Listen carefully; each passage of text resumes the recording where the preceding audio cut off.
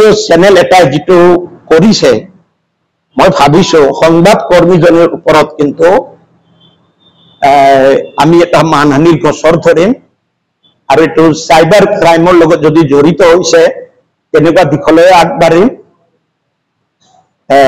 আমিও আইনীগত ভাৱে আগবাঢ়িম আৰু কিন্তু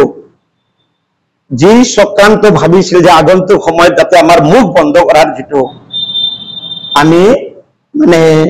মই এষাৰ কথাই কওঁ এতিয়া মুখত বন্দুক ভৰাই গুলিয়াই দিলে মুখ বন্ধ হ'ব এই মুখ বন্ধ কৰাটো সহজ নহ'ব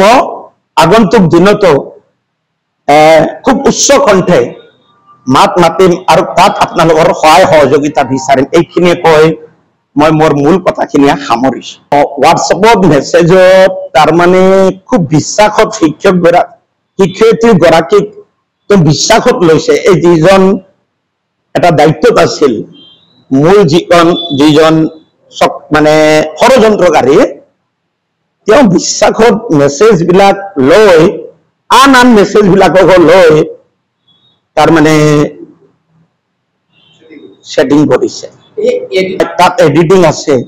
দুই এটা মেছেজ আছে কাৰণ মই প্ৰিন্সিপাল এজন শিক্ষয়িত্ৰীজনৰ লগত আমাৰ আলাপ আলোচনা থাকে আৰু এষাৰ কথা কওঁ আচলতে ব্যক্তিগত আলাপ আলোচনাত এইটো ট্ৰেছপাছ বুলি কওঁ অনাধিকাৰ প্ৰৱেশটো আইনগতভাৱে দণ্ডনীয়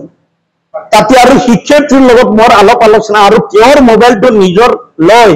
আন বিভিন্ন কৰি তাৰমানে তেওঁৰ লগত তেওঁ এটা বিশ্বাস আদায় বা এনে দেখুৱাইছে যে মই দায়িত্বত আছো বা শ্ৰেণী কোঠাত যেনে ধৰি লওক মোবাইল নিব নালাগে ক'লে অথচ শ্ৰেণী কোঠাত মোবাইল নিব পাৰে শিক্ষয়িত্ৰী গৰাকী ক'লে এইটো নিব নালাগে ৰাখি থবগৈ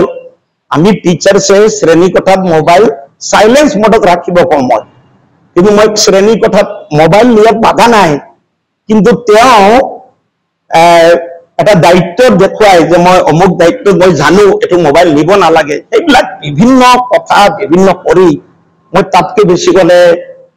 আৰু কি জানেনে অবিবাহিত দুগৰাকী কাৰোবাৰ ভগ্নী কাৰোবাৰ